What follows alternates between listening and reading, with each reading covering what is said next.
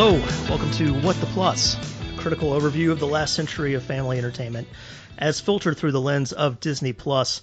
I'm Garrett Martin, I'm your host. Thanks for listening. So when I started the show, one of my goals was to invite on guests that reflect all the many different interests I have in my life. Obviously, that includes Disney, it includes pop culture. I've had critics and journalists on, I've had comedians, I've had a comic book artist. Hopefully I'll have some wrestlers on at some point. And as a dumb indie rock goof from way back, I always planned on having musicians on. This is one of those times. Actually, this is the first time I've had a musician on, and it's a huge one. It's a guy who was in two of the biggest bands on college radio in the indie rock world back in the 80s and the 90s. He's still touring today with both of them. His name's Lou Barlow, from Dinosaur Jr. and Sebadoh, and records under his own name. He was in the Folk Implosion. He had a top 40 hit in 1995 with Natural One. It's probably been in car commercials and stuff now. But Barlow, he's been, one of my, for lack of a better term, one of my music idols, I guess, for about 30 years now. And it's really amazing to get to talk to him about something as silly as the cat from outer space. Yeah, this is a Disney Plus podcast. That's the whole point of the show. And the program from Disney Plus that Lou picked out is The Cat from Outer Space, a 1978 film starring Ken Berry and Sandy Duncan and McLean Stevenson, and a wide array of beloved sitcom stars from the 60s, 70s, and 80s, and also a cat from outer space who communicates telepathically with all of us here on Earth and becomes a U.S. citizen by the end in like a really patriotic touch. So I emailed Lou Barlow out of the blue asking if he'd want to, come on this show. And he got back to me really quickly, and I could tell from his emails he was legitimately excited. And once I got on the phone with him, I got to say, I could tell he's really into this stuff, and I love that. This has been one of the most entertaining conversations I've had for this show, because we're both really open about how much we enjoy these old Disney movies.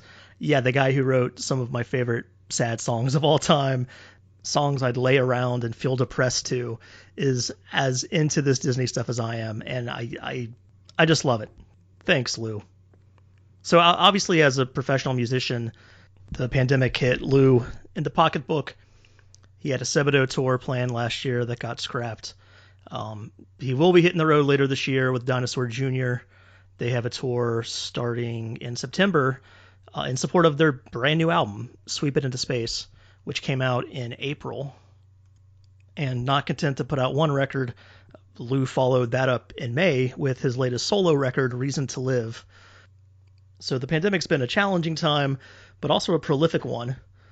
And as great as those two records are, and they both are, I recommend both of them if you've at all ever been a Dinosaur or Sebadoh fan. I think Lou would have to admit that the most important work he's done this year is talk about The Cat from Outer Space with me on this show that you're listening to right now. So let's get to it. I'm going to go ahead and I'm going to cut to the interview. We're going to talk about The Cat from Outer Space, me and Lou Barlow, a guy who's given us so much great music over the last 30 plus years. Thanks for listening.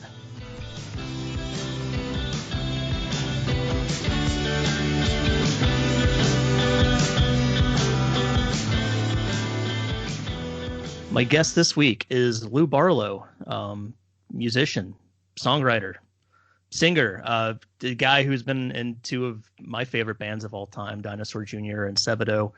Lou, how are you doing? I'm pretty good. Thanks.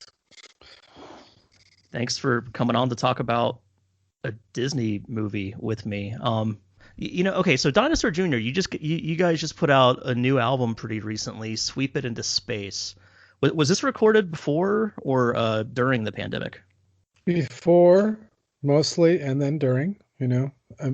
Jay finished it during the pandemic. We were recording right up until the sort of quarantine till the quarantine hit. We were recording right up to that point, but we had done most of the grunt work up to that point, like all the rhythm and bass tracks. So yeah. Do you guys all do it together in the same room still, or have you moved on to the swapping tracks through the internet like a lot of bands do now? we did it all in the same room. I mean, before the quarantine, and then Yeah. Jay finished himself. So the album just came out in April. You have a tour this fall. Did the pandemic impact those plans, or was this always a schedule you were looking for? Oh no, I mean it's like the whole thing has moved back like a year and a half. I mean, Yeah. or a year. I mean, maybe no. Actually, I would say like a year, and like I would say it was going to be the schedule, but moved back like an entire year and 3 months. How's your family been during all the weirdness of the last year? Well, I mean, it's a complicated question. I mean, there's a lot of things I can't tell you about that were pretty devastating. But I guess I'm overall, sorry. I mean, but I have a 16-year-old and an 11-year-old and a 5-year-old, and as far as the 11-year-old and the 5-year-old go, they did pretty good. They're pretty psyched to Yeah. be home.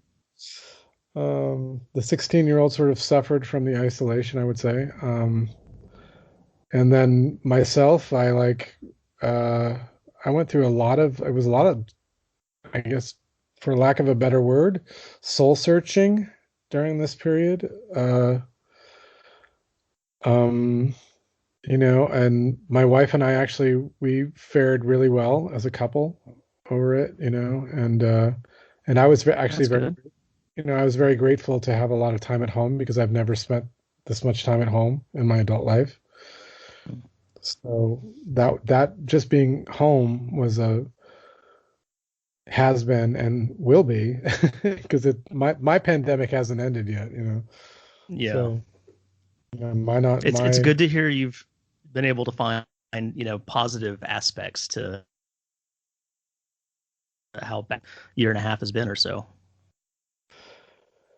Yeah, I've definitely found some positive aspects to it. I mean, and even the really negative things that it brought up, actually, it's positive because I had to deal with those things.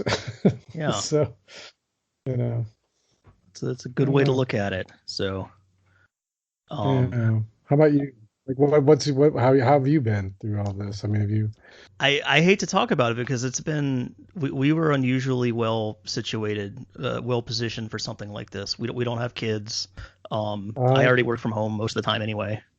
So, Oh, and our families fortunately have been spared. So yeah, I mean, it was a very trying time, but we didn't see the worst of it the way some people unfortunately have. So yeah. My wife and I would. I mean, not to.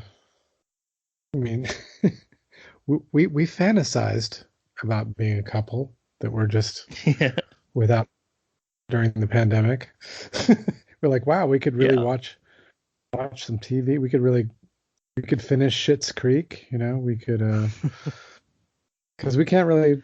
I mean, because we have kids and that's such a big part of our lives. That was that was mostly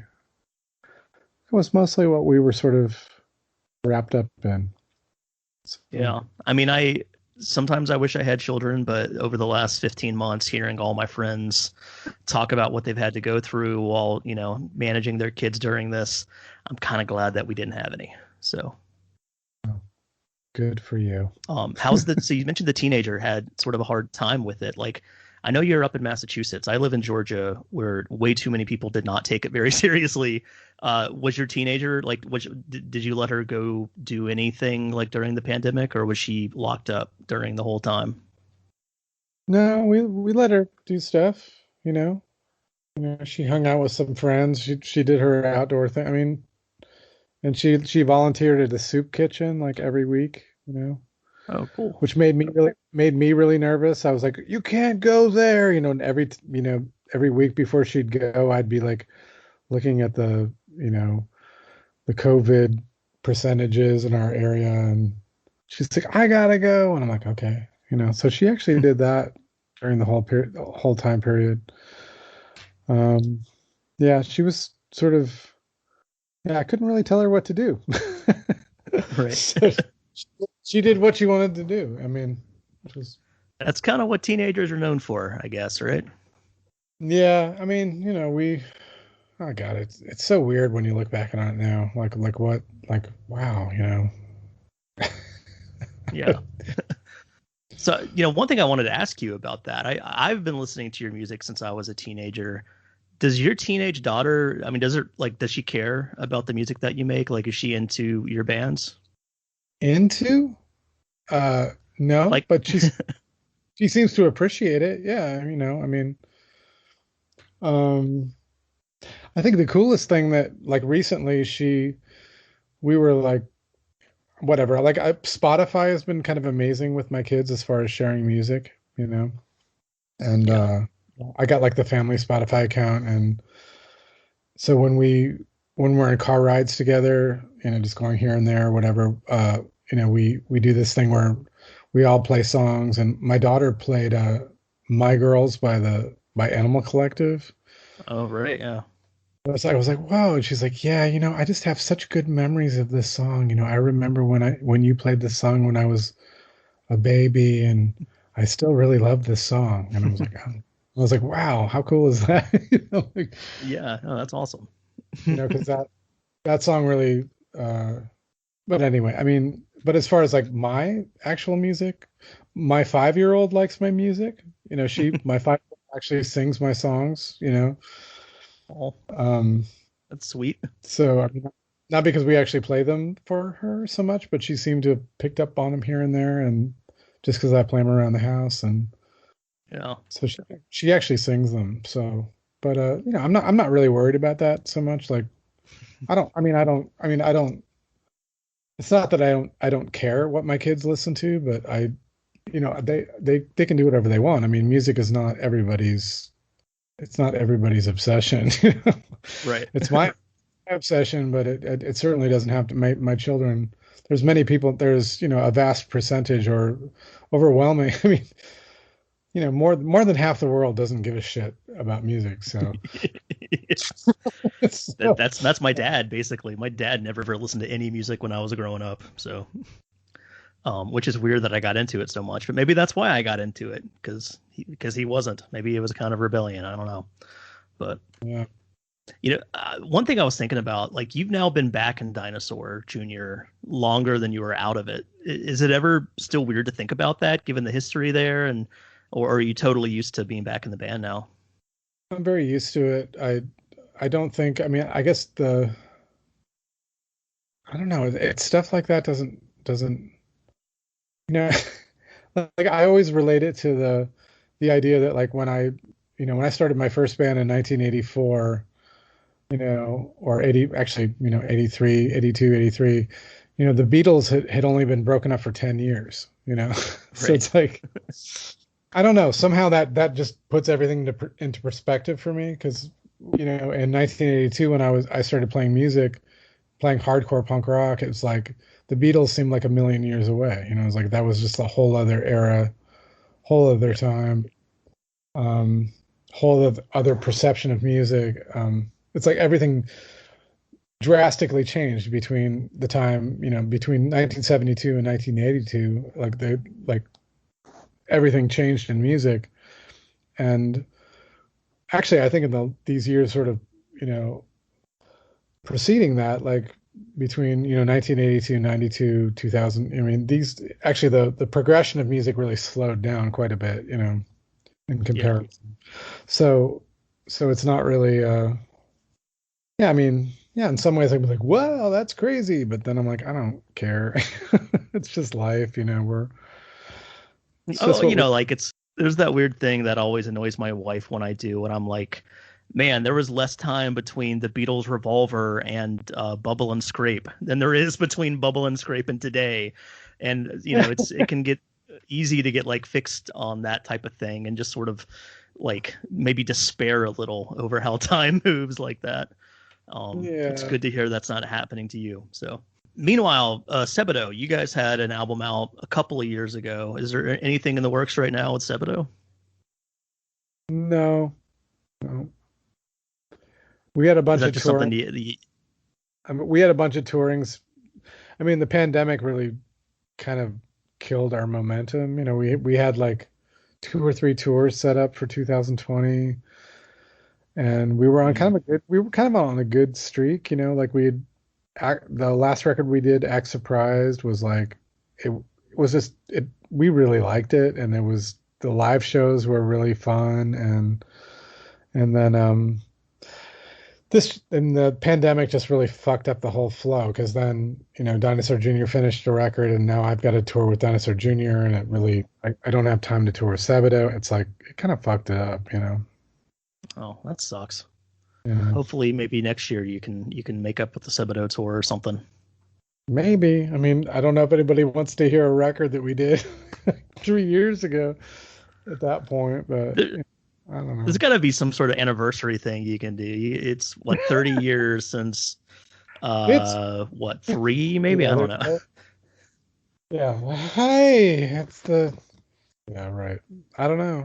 It's I don't know. Yeah, 2020 really fucked me up. So Well, it's a good thing we're out of it and starting to maybe get back to normal. So you typically write a couple of songs for each Dinosaur record, and then about half of each Sebadoh album. When you sit down, like to intentionally write, like do you intentionally sit down to write a Dinosaur song, or do you just write stuff and then figure out what band it works better with? I write stuff and figure out what band it works with. Have you ever had anything that like you thought would be, oh hey, this is a Dinosaur joint, and then you play it with the guys and you realize it works better with Sebadoh or vice versa? No, actually, I've never had anything like that between Sebadoh and Dinosaur. I haven't. I wrote 5 songs for the new Dinosaur record, and 2 of them were taken. So the other 3 I used for my solo record. But Okay. that's about it, that's about it. I've actually never had any. Yeah, there's never been any kind of like meant for Dinosaur or meant for Sebadoh that became. I haven't had that Yeah. yet.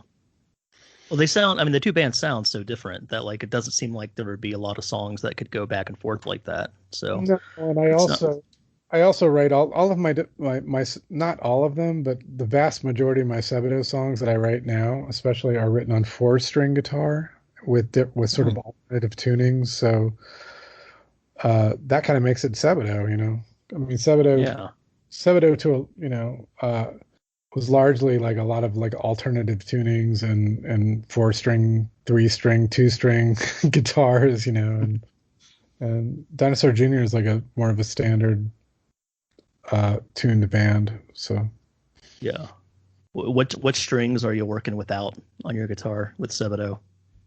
the middle ones. If you like have a 6-string guitar and you take out the 2 middle strings, you know, Yeah. just get rid of those. They cause problems. I don't like them. I don't like the middle. Right. So I just use the two heavy ones and the 2 skinny ones, and that's it. I mean, you get the low end and the high end. What else do you need, right? I don't know. So you mentioned your family, your kids. We've talked about your daughter and her knowledge of your bands. Do you guys watch a lot of Disney Plus in your household? Yes.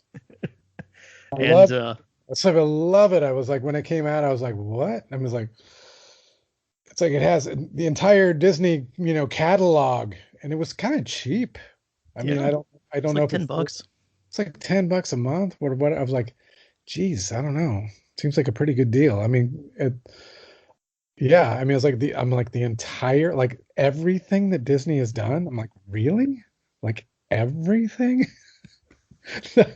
That really, There are a few things you won't find on there, what, like the Song of the South? Yeah, exactly. You're not going to get that one. I mean, it's the only one set in my home state. So no, it's a very good thing that that's not on Disney Plus. I loved Um, the song. I mean, I don't mean to be controversial, but when I was a kid, I mean, I saw that movie and I loved it. I mean, it has good music. it was really good music. It didn't register. I mean, I saw it in the theater as a young child, and I didn't, Mhm.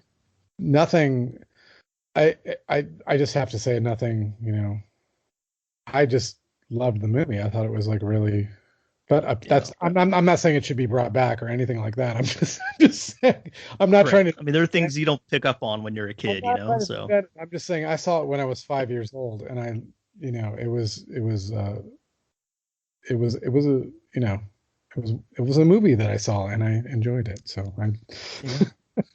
Yeah, I saw it the last time they put it out in theaters, in like 1985. I was like 6 or 7, and I saw that, and I enjoyed it as a kid too, and yeah, but it's probably for the best that the kids of today, maybe don't get to see it. yeah. Hmm. So, for this episode of the show, you picked The Cat from Outer Space, a Yeah. 1978 live action comedy about a cat from space.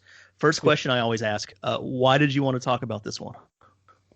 Well, Cat from Outer Space. I saw it in a theater at the time, in '78, because I saw all the Disney movies in theaters, the live action ones, um, and when I got Disney Plus, one of my first, the first thing I did was like with my kids, like when we're watching, I'm like, oh God, I'm gonna go back and find the old movies, So I tried to, I found the Computer Wore Tennis Shoes. That was my first one. I'm like, we Yeah. gotta watch Computer Wore Tennis Shoes. It's amazing.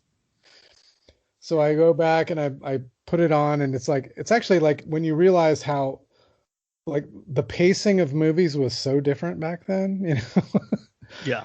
and it's slower, so the kids, my son was just like, okay, what's going on here, because like you get, you're 10 minutes into the movie and the credits have barely ended, and they're talking and they're talking and they're talking, and there's a group of kids talking, like, and my kid's like, what's going on, I'm like, this is great, just hold on, son, we can break through till it gets interesting for you. But meanwhile, I'm just like, I'm so excited because it's just the way that they've like, they've digitized this stuff. So it's like, it looks amazing, like it's just like you're back. And it's like the Computer Wore Tennis Shoes. I mean, when was that?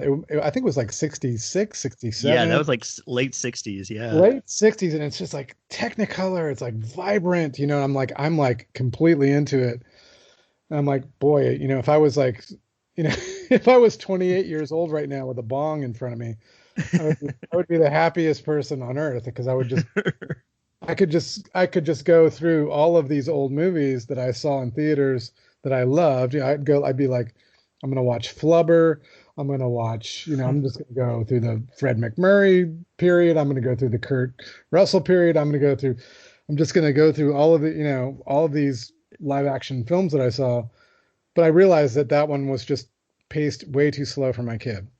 So Yeah. then I'm just like, God damn it, what can I show him? Like what can I show him that he will engage him? And then I'm like, oh, he loves cats. Everybody loves cats.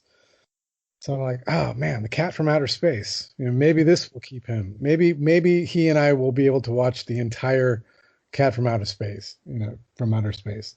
Maybe he will. And sure enough, yeah, like I put on Cat from Outer Space and he watched the whole thing, and it was Oh, it was wow.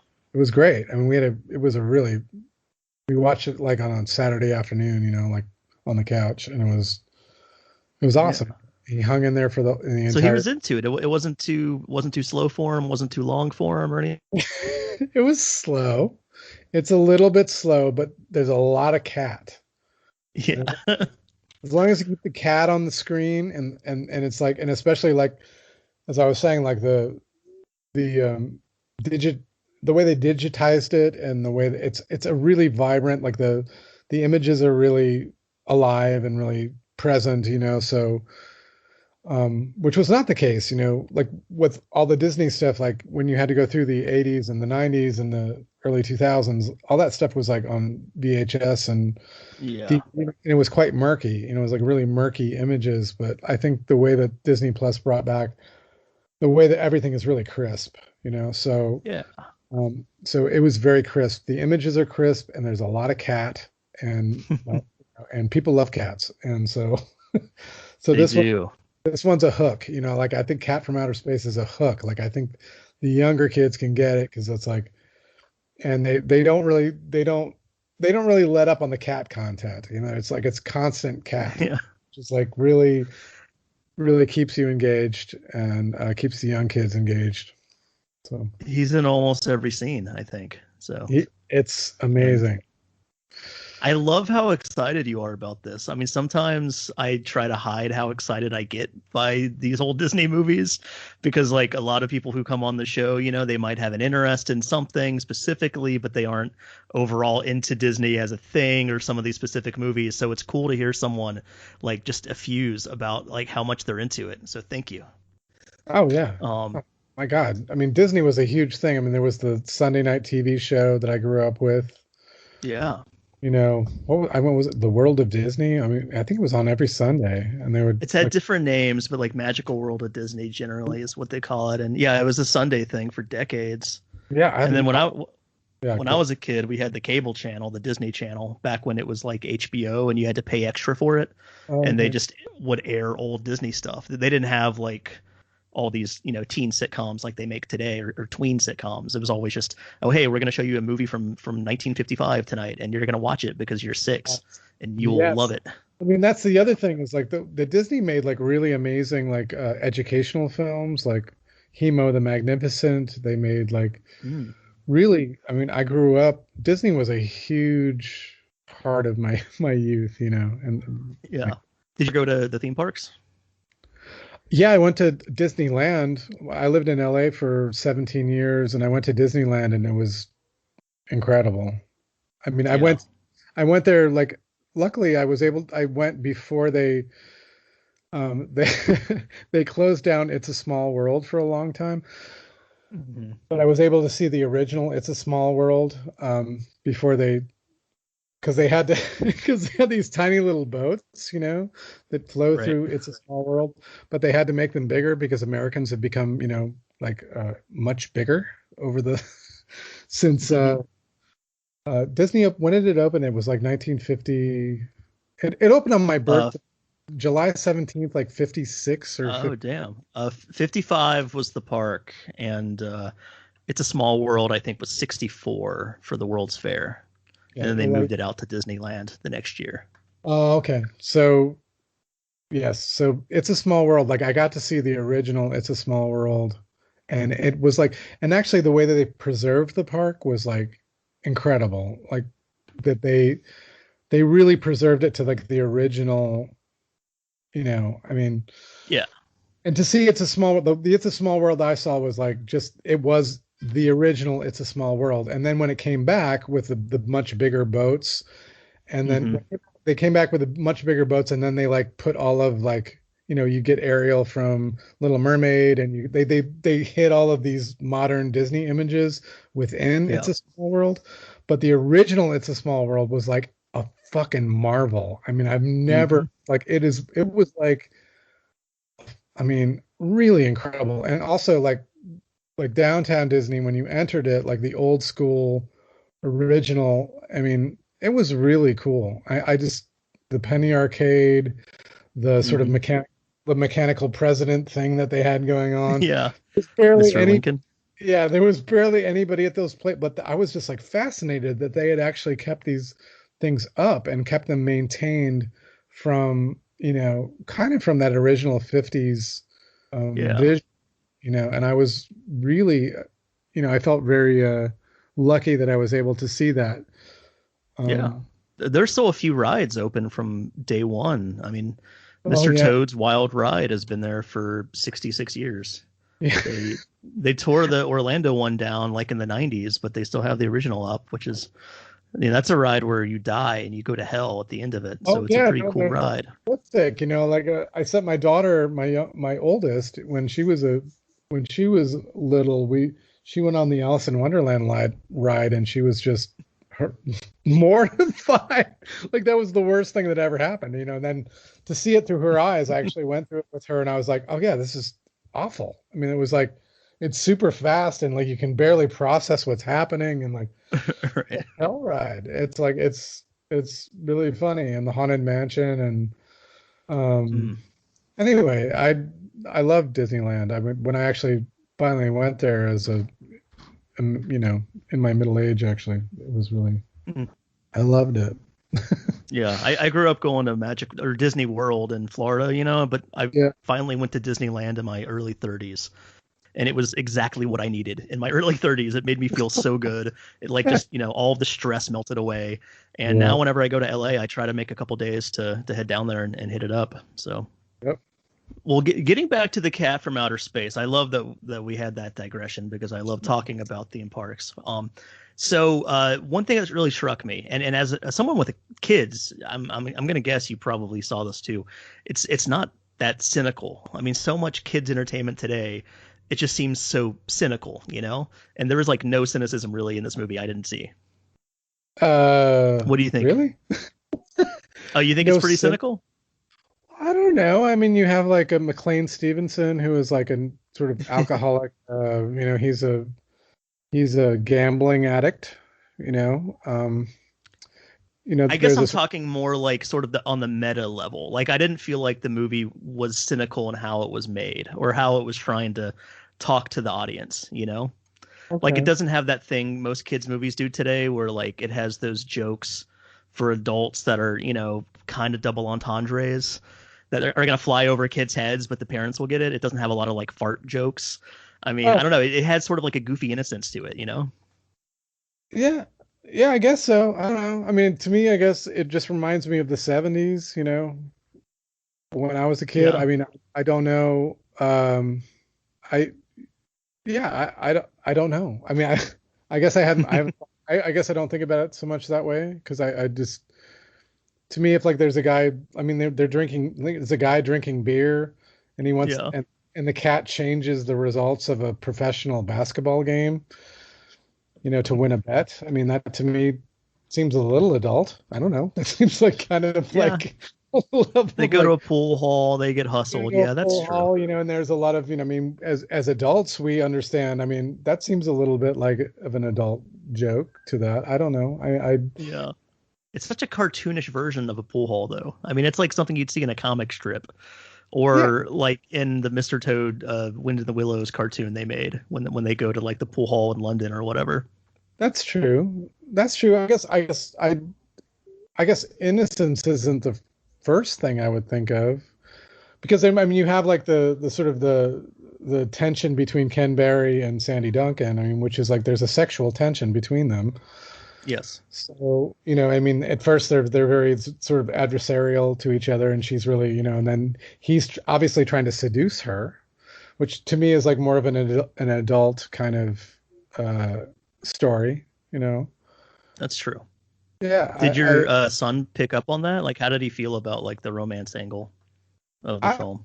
I don't think he cared so much, That was just me. I'm watching it again. I mean, I'm watching it at the age of like 54, and I probably saw it when I was, fuck knows. I mean, when did it come out? You said 70. 78. Okay. So I was, what, 11? I mean, no, wait, I would have been 12, I guess. So, yeah, I don't know. I mean, I thought, I mean, I sort of think that there was kind of an adult level to it to a degree. I don't know.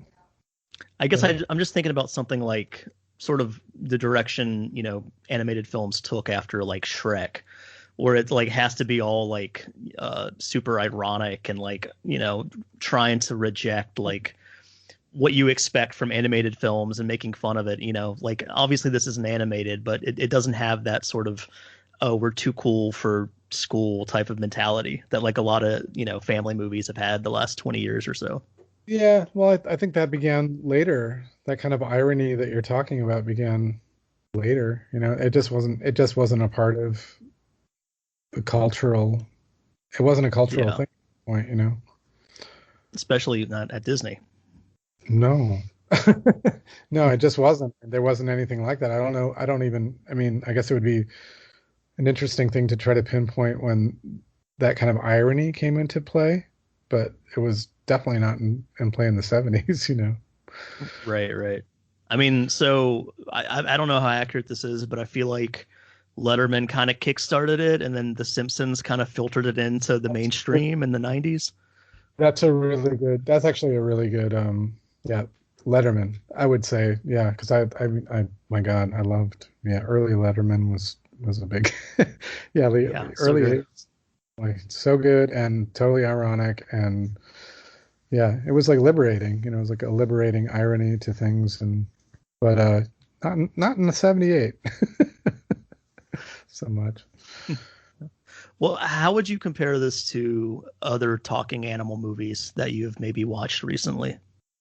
I really liked it because they didn't have, you know, like now when they make talking animal movies, they have to be actually moving their little. You have to think they're actually talking. Right. And the beautiful thing about the Cat from Outer Space is that it's all just thought. You know that the cat is communicating through thoughts, which I love. Like I really like. So I would say They didn't it's have the budget to figure out how to make the mouth move. they couldn't even think about that. You know, I mean that's the thing about it. It's like there wasn't even the technology to do that. I mean, you could possibly, you know, animate the mouths of but no, they didn't do that. And it's great. It should always Yeah. be that way. Yeah, the animals speak in your head, and you look at them, and they're speaking in your head. I love that concept, and that's actually that is a. I mean, it's great because like I never there's ne that the funny thing about the movie is that there's I mean, except for the sort of climactic end scene where they're the airplane thing, there's nothing about the movie that's like implausible to me, really. I'm just like, Yeah. oh, So the cat becoming a U.S. citizen, that's implausible. it's just like, you know, I mean, it's just, I mean, the fact that the cat communicates just through thoughts, I think is brilliant. You know, that's Yeah. brilliant, and it totally works. And never, I've never, when I saw it originally, and now when I was watching it with my son, I was like, no, that's cool. He's still, of course, the cat is talking in your head, you know, Have because you talking your, I mean, I feel like that's happened to me. You know, I feel like yes, a cat has actually communicated with me in that way. So. right. Have you watched That Darn Cat yet with your son? If he's such a cat guy, Oh God, no, I have not. No, I gotta they go. have two versions of it on the app. Is there like a new one and an old one? Is that what the? They made one in the '90s, so Yeah. it's about as old as the original was when they made it. So Yeah, I don't so know. like one thing about this movie that I noticed. Oh, Go ahead. sorry, go ahead. No, no, you said one thing about this movie that you noticed. Go ahead. Oh, it's basically E.T. I mean, it's the Yes, same plot to E.T. It even has a flying bike scene. yes, I know. Isn't that funny? It's like, has anyone noted this? I mean, come on. It's It, like is it Canberra's better than fine. E.T.? Would you say this is better than E.T.? No, no, I Yeah, wouldn't go that far. ET is really good. it is. And it doesn't have a 20-minute weird plane chase finale. It doesn't have a pool. It doesn't have a 20-minute pool hall scene. It does not have a 20 like yeah, biplane scene. Yeah, no. ET is like it's an economical, quick movie. You know, it's like it gets right to the point, and it's murky though. I mean, it's a bit of a murky one, but it delivers. All right, man. One last thought I'll have is that Harry Morgan was born to play an old man who yells at people. He's really good at that. Yeah, This movie's full of people like that, like '70s like sitcom stars and TV actors who, if you're of a certain age, you'll immediately recognize them and like remember five things they've been in, even if you don't know their name. right. Like Ken Berry, you said earlier. Yeah, well, he's the star, wasn't he? He was kind of a Disney mainstay there for a while, wasn't he? Like in a bunch of stuff. Yeah, he had a run. He had a run. He was in a bunch of stuff there. Yeah, well, they had all those. I mean, like Yeah, I don't know. Do those actors exist today? Like, who do your kids know out of those people. of modern day actors? Like, are there like actors where they're like, oh, hey, I know that guy from this thing. I like him in that thing, so I'm excited to see him in this thing. I don't know. My kids are so, they're so into YouTube. Right. I mean, I knew that was going to be the answer. Yeah. yeah, I mean, it's kind of insane. I mean, it's like the way that we actually process stuff now, like we don't really watch TV anymore. Like the Disney Plus was kind of like the last stop for the TV, like, the big TV in the living room, Hmm. where we gather around it. Like that kind of disappeared. It's actually been disappearing more and more. And now it's more, my son and I watch like certain YouTubers that he really likes, which many of whom actually comment on movies. You know, Mm. we actually watch more commentary about the Disney Channel to the Disney Channel, Right. like we watched like this YouTuber that he really likes. He did a series where he commented about the series or the movie Lemonade Mouth, so Okay. we watched that. And then my son was inspired by a YouTuber to watch the Zombies series on Disney Channel. So we ended up watching like two of these newish zombies movies. So I don't know. I mean, they don't. Yeah, TV, like the way that we had TV, like broadcast TV, and they sort of certain. With my kids, it's so different. I mean, they're so in control of what they watch, and it just comes down to like, it's funny. It comes down to like 15, 20-minute segments that people do where they're commenting about other things, which I guess sort of compounds this irony aspect to it all too. Yeah. It's but I was really excited. It was pretty cool to be able to sit my son down and watch, the entire like fucking, what did you say it was, like 110 minutes of the Yeah. cat? It's almost 2 hours long. Yeah. It's like a fucking epic fucking movie. And he sat down and we really enjoyed it together, so that was cool. And I really but that's it was one of the last times that we actually really sat down and watched something quite like that, like on the big screen TV. Now our Hmm. big screen TV, like, increasingly is just sort of sitting dormant in the corner of our room. Like even our 5-year-old is just obsessed with like YouTube families and people like unwrapping, like unboxing shit on YouTube. Like Yeah. that's what she's into. I mean, like, and then to like really, and it's all like really kind of crude homemade shit that the Hmm. kids really like, which is fascinating, sort of on a, And those people are making millions off those videos too. yeah, it's really, it's, I, it's like, what the fuck is after this? Like, what the hell Yeah. is it? What is this evolving into? I mean, it's just, and then you go to Target and you see like, products that these YouTubers are in, have made or you are endorsing on the shelves of Target. Like, what is this Yeah. exactly? I mean, it's this kind of wild era, this wild media era. I see they Yep. have toys of Blippi now at like Target and Walmart and stuff. And his story is really fascinating. Like my wife and I were like, what the fuck is Blippi? Like what the hell is, Right. we're like trying to figure out what the hell it is. And then my wife looks up his story and we're like, oh, we're like, oh, Blippy. Oh, it's so cool. He's like this. I think he was in the military briefly, and then he decided that like he didn't want to be in the military because he didn't like the killing aspect of the military.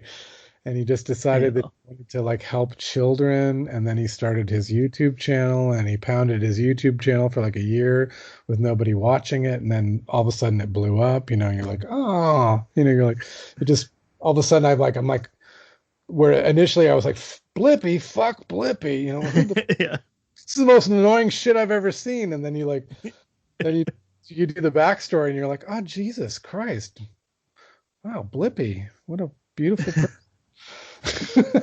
So do you know about his Harlem Shake video? No, what's Do you, that? do you remember the Harlem Shake meme No, I don't. What is? of 10 years ago? It was some like EDM song where like the meme was you make a video where you have people standing in one way in a room, and uh, then when the drop on the song hits, suddenly it cuts hard to everyone doing something weird or whatever. okay. So Blippy in a previous life when he was trying to be a YouTube prank star, made one of those that was not on YouTube because he couldn't put it on there, where when the drop hits, it cuts to him with his pants off having explosive diarrhea all over the room he's in.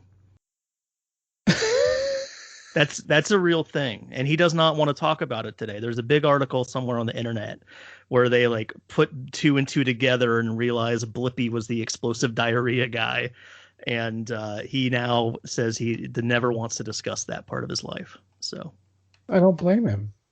Yeah. Oh, I never saw that video, but I mean, maybe it was funny. It sounds like it could be. I don't know. Explosive diarrhea. Well, yeah. he seems a little, I don't know. He's edgy. Whatever works for you. I don't know. The Blippi phenomenon is fascinating. So that's great. Love this. It actually adds another like color to the Blippi spectrum for me. So, final thoughts on the Cat from Outer Space. I guess your son has watched it. Do you think your younger daughter would have any interest in seeing it at some point? Yes, I think she would. Although I don't really know where her attention span would be by the time that we could show it to her. Yeah. Because I mean, my son is he was 10 when we watched it, so.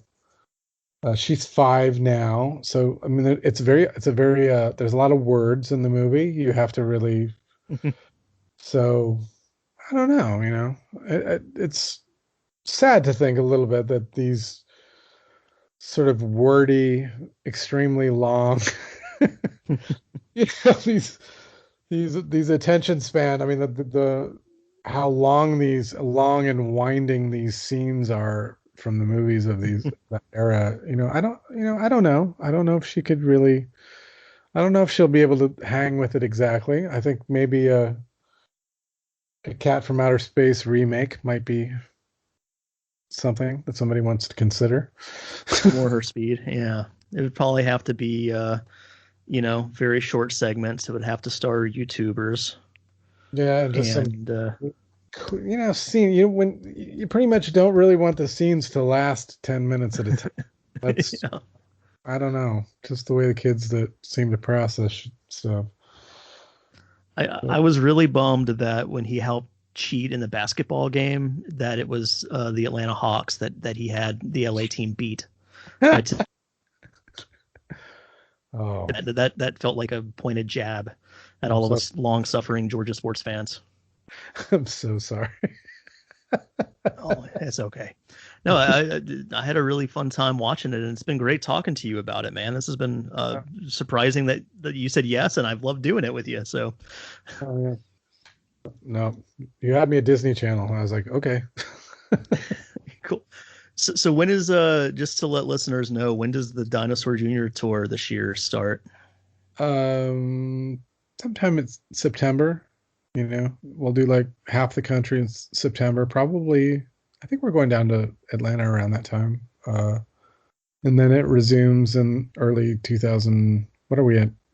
What year is it now? 2021? 2021, yeah. I'm fucked. It was like, so yeah, in 2022, we'll be heading on the West Coast. So awesome. Go to Disneyland while you're there. If I can. We were thinking about that because our girl is 5, and my wife and she are gonna drive, or actually not driving out there, but they're gonna meet me out there because I have like a couple of days surrounding the LA show, and we're like, we gotta take her to Disneyland. Awesome. Yeah.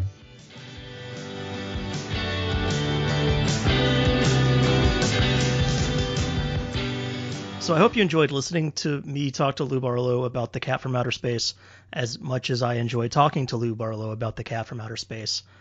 Thanks for listening, and definitely go listen to both of Lou's new records, Sweep It Into Space with Dinosaur Jr. and Reason to Live under his own name. Those came out in April and May, respectively, and if you're looking forward to the return of live music, you might have a Dinosaur Jr. concert in your area later this year. You can find those tour dates on the internet. Thanks again for listening. I've had a great time with this one. Coming up next, well, it'll be a bit of a surprise. I'll be talking to some more music folks and some more comedians over the next couple weeks. And keep listening. You'll get to find out what we talk about. Hopefully it'll be something good.